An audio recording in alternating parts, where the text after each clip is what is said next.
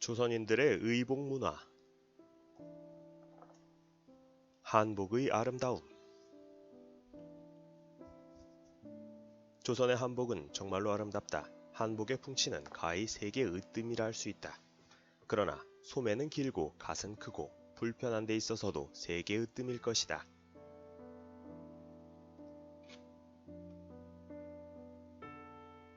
조선 사람의 거동이 우유부단하여 활발하지 못한 원인은 이 세계 으뜸의 의복을 입는 데서 오는 게 아닐까 싶다. 그러나 옷과는 대조적으로 그들이 사는 집은 개집과 돼지우리 수준과 같다 하겠다. 두루 주머니. 조선인은 허리 주위에 반드시 두세 개의 주머니를 항상 늘어뜨리고 있다. 주머니는 담배를 넣는 것, 도박도구를 넣는 것, 거울을 넣는 것 등으로 구분된다. 그들은 용모를 꾸미는 버릇이 심해서 시간만 있으면 수시로 거울을 보고 수염을 다듬는다. 모자를 쓰지 않으면 벌금형. 조선에서 모자는 필수품이다. 그리고 계급과 직책에 따라 그 종류도 매우 다양하다. 경성에 있는 일본인들은 외출할 때 반드시 모자를 써야만 했다. 만약 이를 어기면 벌금 50전을 내야 했다. 대신에 길에서 노상방류를 해도 벌금 따위는 없다. 우산. 조선에는 원래 우산이 없었다. 일본을 통해 보급된 것이다. 그러나 그렇다 해도 우산을 가진 자는 10명 중 한두 명 정도로.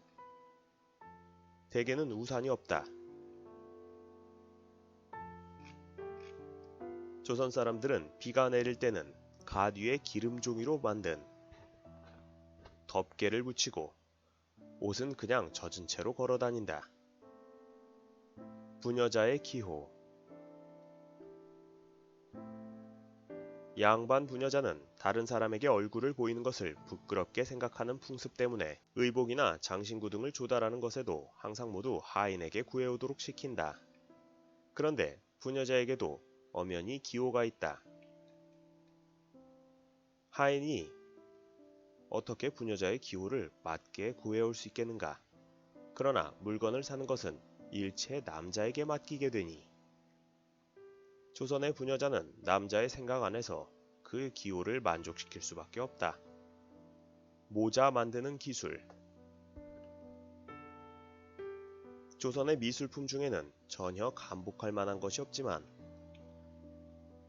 삿갓이나 관등을 말꼬리로 짜는 것을 보면 그 섬세함에 놀라지 않을 수 없다. 어떤 사람은 이렇게 감탄하기도 했다.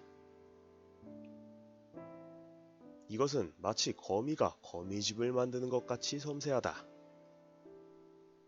빨래. 개울가에 나가면 옷을 빠는 여인네들이 많은데 물에 담근 옷을 평평한 돌 위에 놓고 한자 정도 되는 막대기로 두들겨서 때를 없앤다. 이렇게 하면 옷감이 상하기 십상이지만 때는 완전히 없앨 수 있다. 조선인들의 식생활. 풀. 기근이나 흉년에 대처하는 것을 배우려면 조선으로 와야 한다. 이들 식탁에는 야외의 풀잎이 대부분 반찬으로 올라온다. 남은 음식을 탐하는 자. 한 주막에 머물렀을 때였다.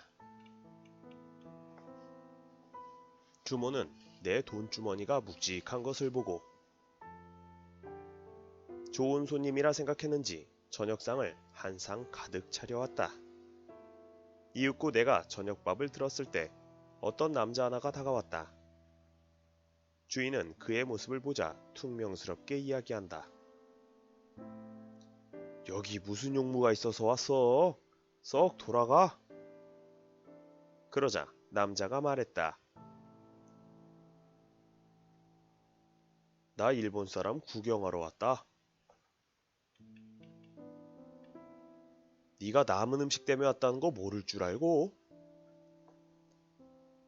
이 말을 듣고 나는 설마 그랬겠는가 했다. 그래서 주인의 말이 너무 심하다고 생각하고 있었는데 나중에 보니 진짜로 그 남자는 남은 음식을 먹으려고 온 것이었다. 그리고 주인은 그걸 주기 아까워서 그자를 그토록 나무랐던 것이다. 구더기 낀 상어고기. 상어 지느러미는 중국인의 기호품으로서 가치가 매우 높다. 다만 상어잡이는 지느러미만 취하고 고기는 바다 가운데로 버리는 것이 보통인데, 어느 날 한 일본 상인은 그렇게 버리는 몸통이 아깝다고 해서 몸통을 조선에 팔아볼까 생각하게 된다.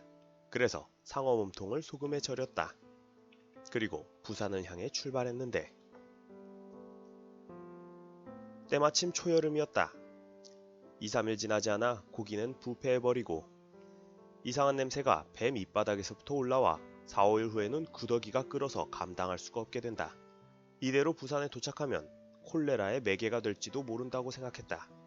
하지만 여기까지 겨우 가져왔는데 중도에 버리기도 뭐해서 어찌해야 할까 고민하다가 낙동강 하구를 거슬러 올라가 고기를 팔만한 곳을 물색했다. 그래서 한 마을을 발견하고 이 썩은 상어고기를 팔아보기로 했다. 한동안 배 밑바닥에 닫아두었던 상어고기를 꺼내서 해안에 운반했는데 냄새가 코를 찌르고 구더기가 셀 수 없을 정도로 많이 있었지만 고기는 그다지 변해 보이지는 않았다. 마침 많은 조선인들이 몰려와서 고기를 사기 원했다. 한 근에 얼마씩이라고 하면 그들은 가격에 대해선 뭐라 하지 않으면서도 크다 작다만 평했다. 냄새나 구더기를 신경 쓰는 조선인들은 거의 없었다. 그러더니 곧 고기는 몽땅 동이 나고 일본 상인들은 뜻하지 않게 돈을 많이 벌었다.